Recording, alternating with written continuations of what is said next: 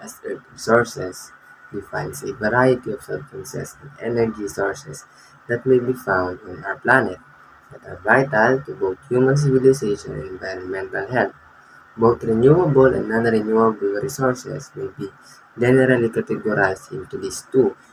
Resources that can be refilled or naturally regenerate over time are referred to as renewable resources. Non-renewable resources are those that are finite and cannot be replaced over course of human lifetime.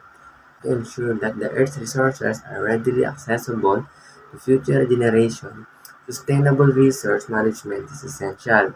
It entails ethical resource exploitation, conservation, recycling, and the creation of new renewable energy and material sources. This report provides an introduction to the various types of Earth resources, including all the substance or minerals that can be used as resources, and explore their significance, distribution, and sustainable management for the benefit of society and environment. I'm Axel A. Innocencio, representing Group 1.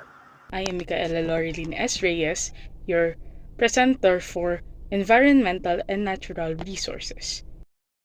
Our environment provides vast of array materials that we use to live. Now one may ask, what resources from the environment do we use and how do we use these in our lives? Environmental resources is any material or services from the environment that is valuable to us. It refers to anything that we find useful from our environment, which we can use in either the long term or the short term. For example, traveling has been easy nowadays because of vehicles. Vehicles such as motorcycles and cars are powered using fuels. These fuels is found in our environment. Now, as we have been talking about environmental resources, what are natural resources? Natural resources is any resources that is tangible or is made up of raw materials, while environmental resources are these raw materials or these things from the environment that we can improve by human ingenuity. Through human efforts and human influence, these materials are more functionable than they were when they were in the environment. These resources differs in many kinds such as the following. In energy sources, metallic sources, non-metallic resources, renewable and non-renewable resources, which is to be discussed by my fellow presenters. Hi, I am Mark Harold Zaicon and I am the reporter for Natural Sources. Have you ever considered where the energy comes from? The energy you use to charge your phone, the energy you use or turn on the heat, or the energy to get to school comes from? Depending on their availability and our needs for the energy, we can combine any of these primary energy sources. For example, number 1, coal. What is it used for? Coal is used for electricity generation, heat, and steel making. Is it renewable? No. It is a finite fossil fuel. How do we collect it? Underground mining, after which the coal is taken to a power station and burned to produce steam, which then turns a turbine to generate electricity. How much is left? Should last until 21st 20s if we keep using it the same way we do today. Is it clean? No. It produces a lot of air pollution as well as the most carbon of all the energy sources. Quick fact. The government recently announced that there will be no more coal-fired power stations by 2025. Number 2. Oil. What is it used for? Oil is used for transport and manufacturing. Is it renewable? No. It is a finite fossil fuel. How do we collect it? Underground drilling to harness the oil, then heating up the oil at a different temperatures to separate the various types of oil for use in transport or manufacturing. How much is left?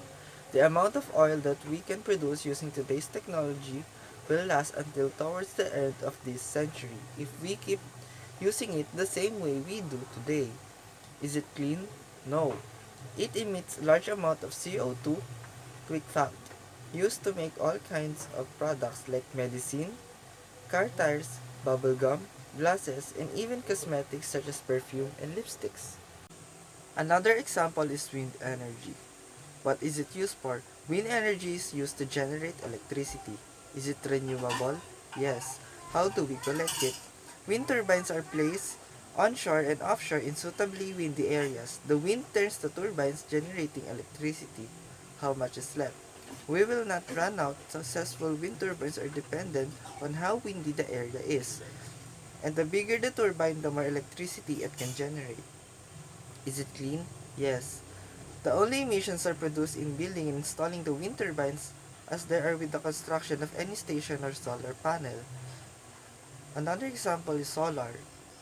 What is it used for? Solar energy is used for heating, cooking, and electricity. Is it renewable? Yes. How do we collect it? Light energy can be transformed straight into electrical energy by photovoltaic cells or PV cells, which thermal or heat.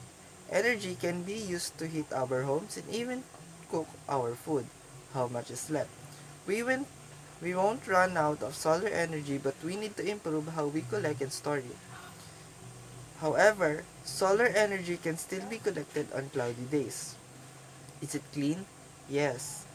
The only emissions are produced in building and maintaining the solar panels as there are with the construction and maintenance of turbines and power stations.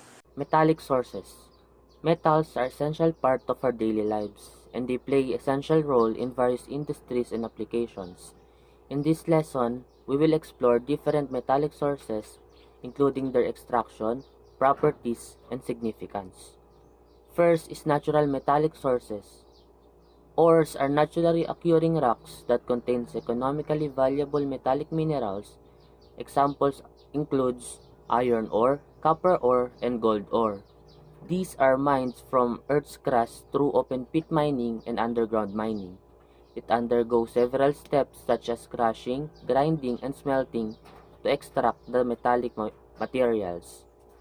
Native metals. These are metals that occur in nature in their pure metallic form, like gold and silver.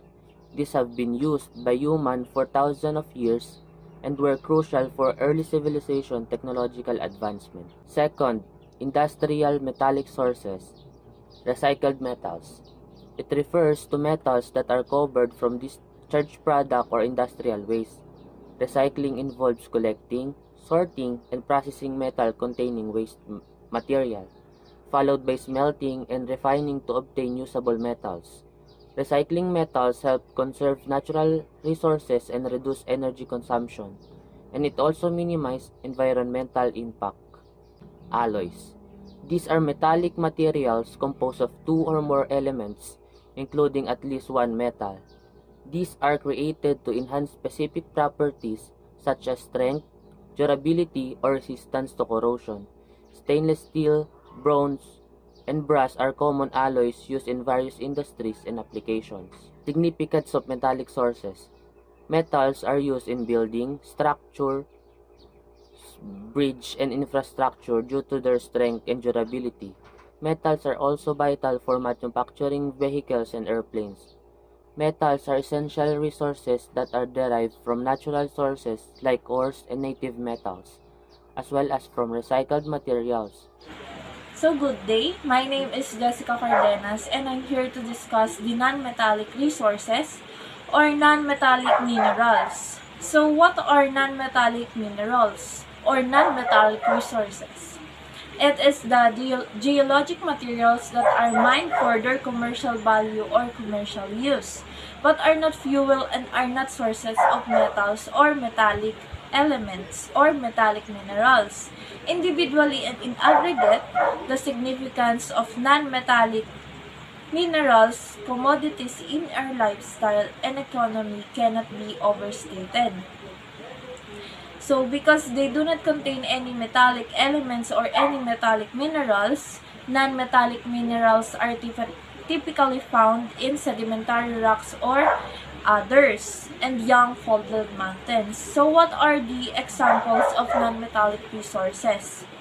For the first one is rocks and stones like limestone, granite, marble, sandstone, and others.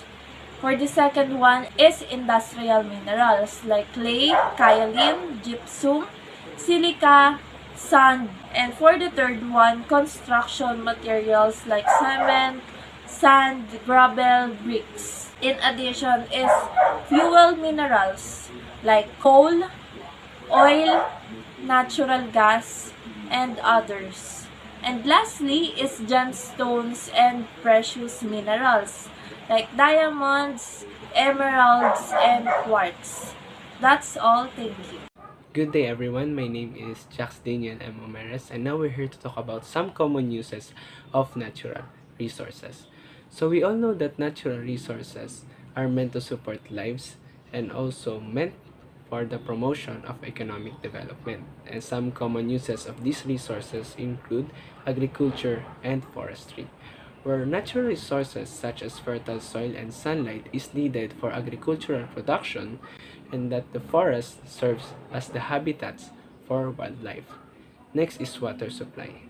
This includes freshwater resources like river and lakes and even purified water we use for drinking.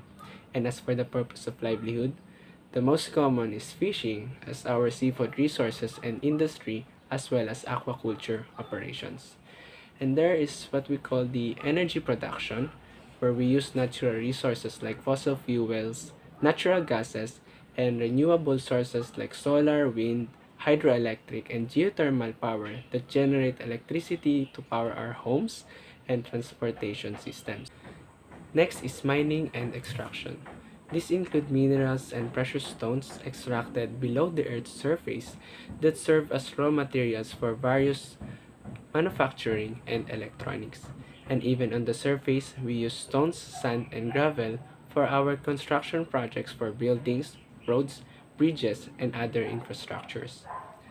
Next is we have medicinal resources. So these are natural resources that serve as great contributors of medicines like plants, fungi, and marine organisms in providing raw materials for the development of medicine and pharmaceuticals. And even for the use of cultural and aesthetic values, natural resources including scenic landscapes, biodiversity, and cultural heritage sites contributes to the beautiful aspects of society, inspiring art, literature, and recreation.